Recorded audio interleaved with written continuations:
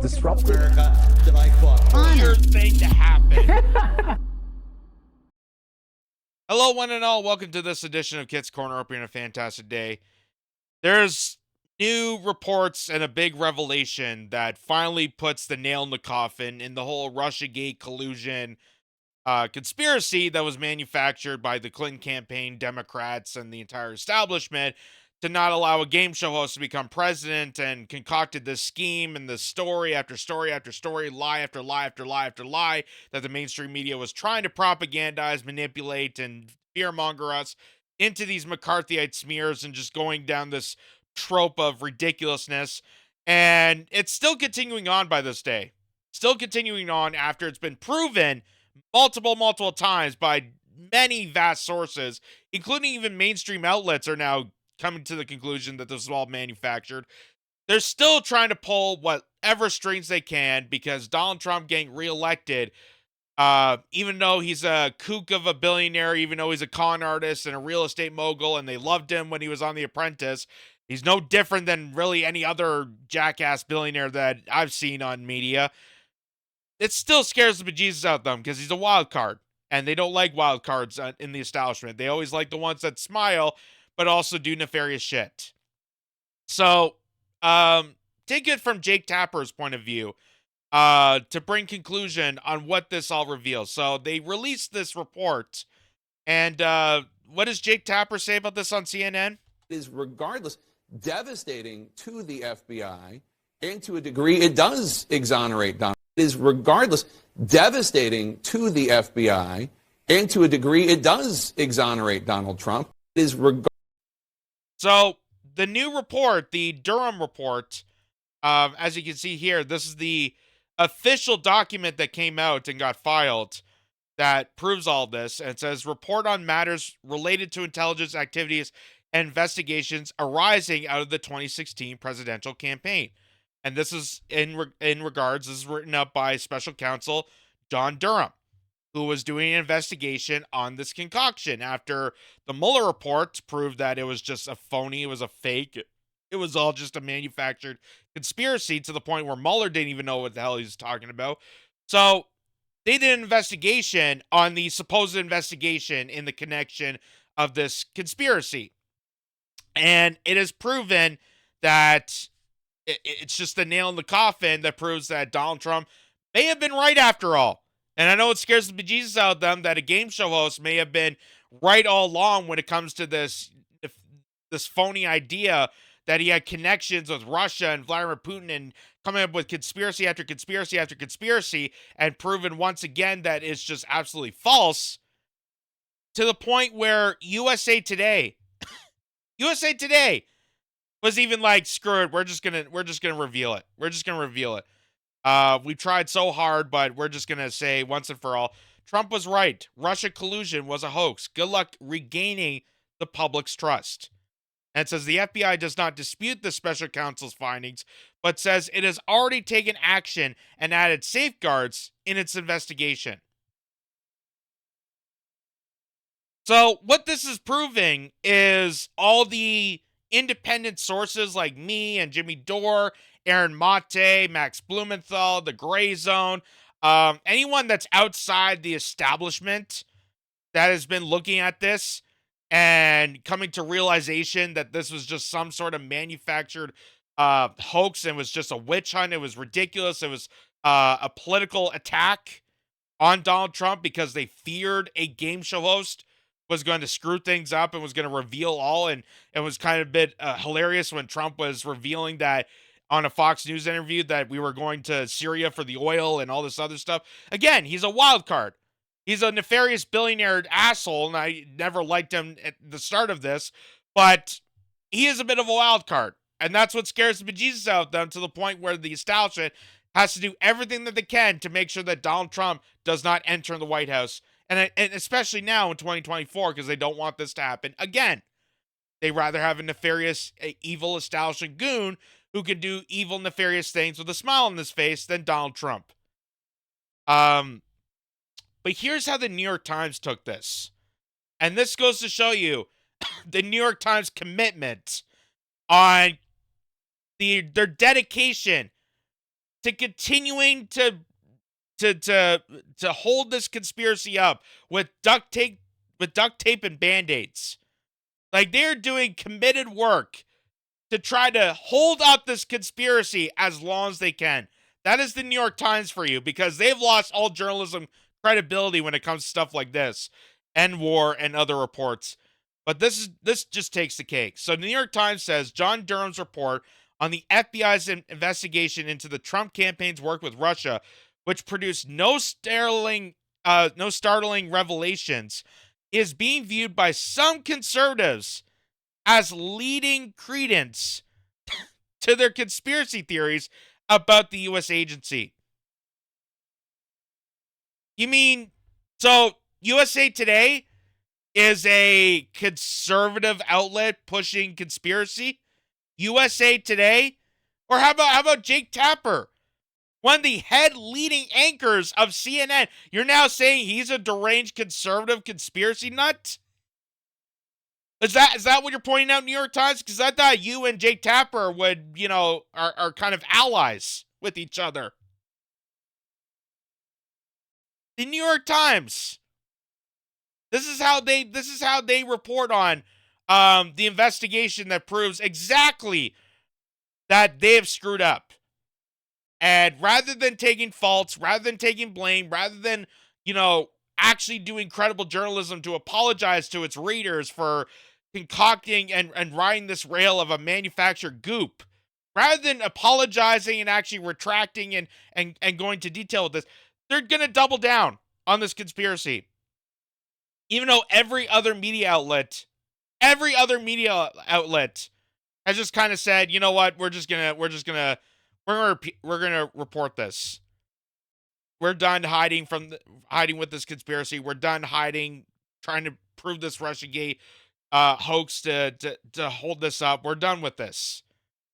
So here's what Aaron Mate says about this. And Aaron Mate has done excellent work on uncovering the conspiracy, this hoax that somehow Donald Trump colluded with Russia.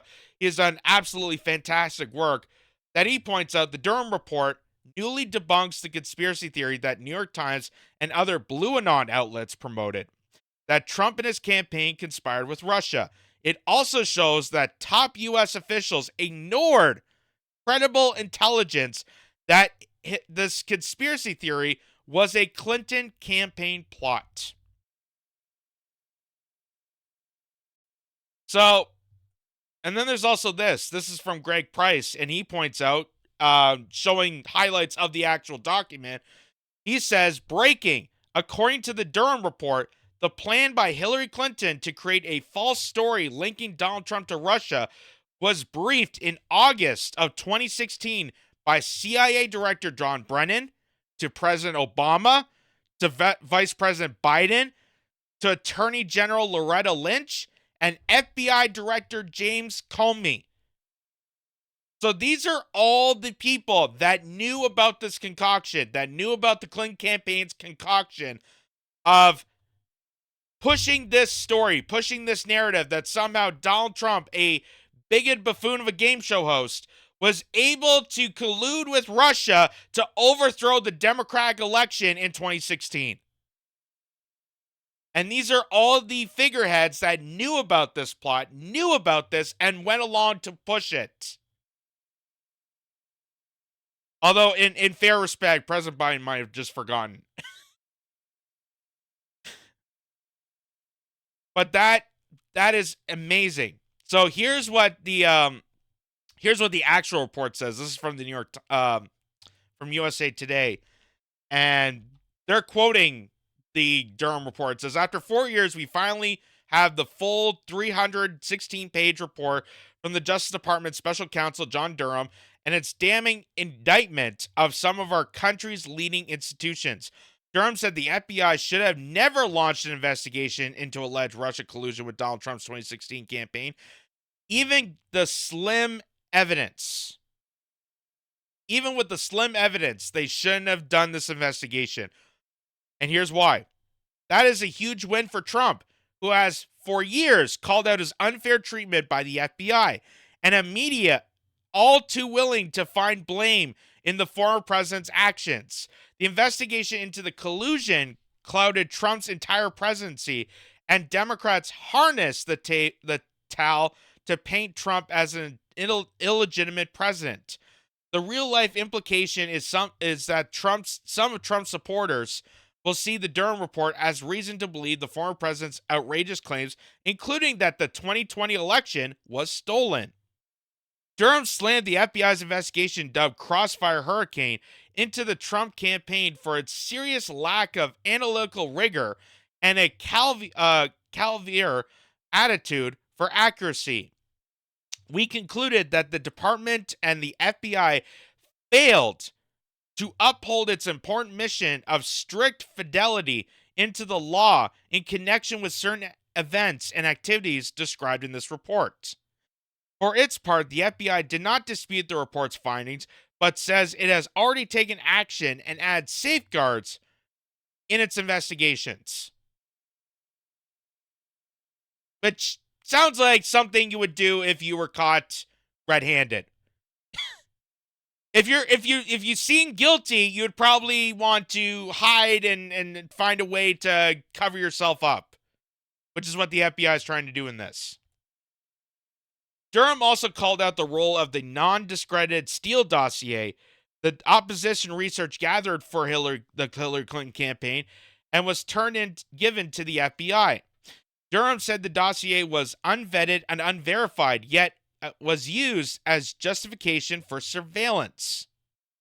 That was the surveillance that Donald Trump said that the Hillary Clinton campaign and the Democrats were spying on him. And we know that. We know that the political campaign, the establishment, always spies on opposition. They spy on everybody. They listen to text messages and phone calls from Angela Merkel, for God's sakes. She's the Chancellor of Germany. They listen to everybody's phone call, everybody's messages. They've done this for years. So it's not surprising when Trump claimed that the Clinton campaign was doing this to him. It's not surprising whatsoever. Indeed, based on the evidence gathered in multiple exhausted and costly federal investigations of this matter, including the instant investigation, neither U.S. law enforcement nor the intelligence community appears to have processed any actual evidence of collusion in their holdings at the commencement of the Crossfire Hurricane investigation. No evidence whatsoever, but the New York Times is going to double down on this as hard as they can because that is all they have left. That's all they have left is to hold up as many conspiracies as they can. You know, every single account, every single report, every single investigation has proven otherwise. Just like they did, that's just like the Afghanistan reports, just like the reports of the Iraq wars, just like all the investigations of Syria. The New York Times completely ignores it. Completely ignores the actual journalistic efforts into proving that the New York Times was pushing propaganda and conspiracy. And rather than actually following ethics and actually going with the story and having an investigation for themselves, they're going to follow along the train of this conspiracy until it goes off the rails, which it already has, but they're going to follow that train into a cliff. So here's what the New York Times then says, because they want to champion themselves for the lack of evidence and the lack of reporting, the lack of everything, because they won a Pulitzer in national reporting with the Washington Post for coverage that unearthed possible ties between Russia and President Trump's inner circle. Possible ties. Because that's really giving credit to all the journalists out there. You know, we need to award those who have made possible connections, not confirmed, investigated reports and actual accountability, but possible. That's how you know that the bar is getting lower and lower and lower and lower to people like me, having more journalistic credibility than the New York Times. Me! And I'm just a late 20-something-year-old Canadian kid in his basement on a shoestring podcast. And they won a Pulitzer in national reporting, them and the Washington Post, for continuing to concoct this scheme of the Clinton campaign with no evidence. None.